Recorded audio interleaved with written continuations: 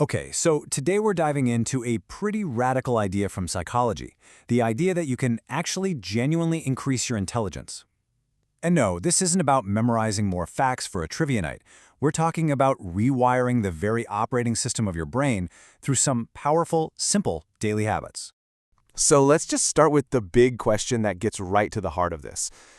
Most of us kind of grew up believing that our IQ is set in stone, that once you're done with school, that's pretty much it, your intelligence is fixed. But is that really true? Well, it turns out modern psychology has a very, very different answer. The old myth was that your intelligence is static, it's just locked in place. But the reality, which is backed by a ton of research, is that it can absolutely grow. Your brain is way more adaptable than we ever thought. And here's the crucial insight. The secret isn't about what you know, it's about how you think. It's about training and upgrading your brain's underlying software to improve how you make decisions and solve problems. So let's get into the first set of upgrades. First up, we're going to talk about how to train your thinking engine. You can think of this as building the core machinery for smarter thought. These are the foundational habits that, honestly, everything else is built on top of. Right at the heart of this engine is a concept called cognitive control. All it really means is it's that mental muscle that stops you from sending a knee-jerk angry email or, grabbing that extra cookie when you know you shouldn't.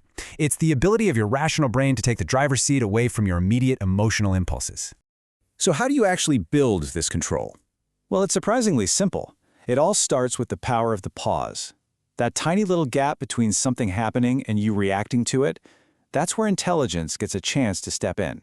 See, an instant reaction keeps your brain in survival mode. It's fast, but it's often not very smart. But that pause, even for just a couple of seconds, that is everything. It allows your brain to shift gears into a deliberate, reasoning mode where things like judgment, logic, and self-control actually have a chance to kick in. And there are other powerful habits that train this engine too. Things like deliberately delaying pleasure, which strengthens your brain's planning centers. Or just consistently thinking in long-term consequences, not just what feels good right now. And of course, carving out quiet, distraction-free time for some deep mental processing. Okay, so now that we've tuned up the engine, it is time to expand our mental toolkit. I mean, a powerful engine is pretty useless without the right tools, right? This next set of habits is all about acquiring and applying knowledge way more effectively. Now, here is a powerful reframe for you. We often see difficulty as a sign that we're just not smart enough. But psychology shows us the exact opposite is true. That feeling of struggle when you're tackling something really challenging, that's the feeling of your brain upgrading itself in real time. That's growth happening. This whole process is called neuroplasticity.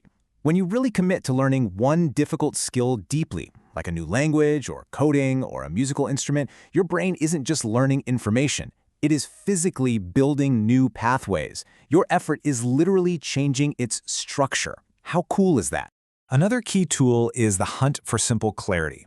It's a common myth that smart people use complex, confusing words.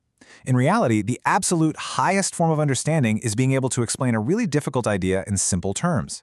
This habit forces your brain to truly organize its thoughts, and it reveals any gaps in your own understanding. And maybe the simplest tool of them all is just asking the question why. Instead of just accepting facts at face value, asking why forces your brain to build these cause and effect chains.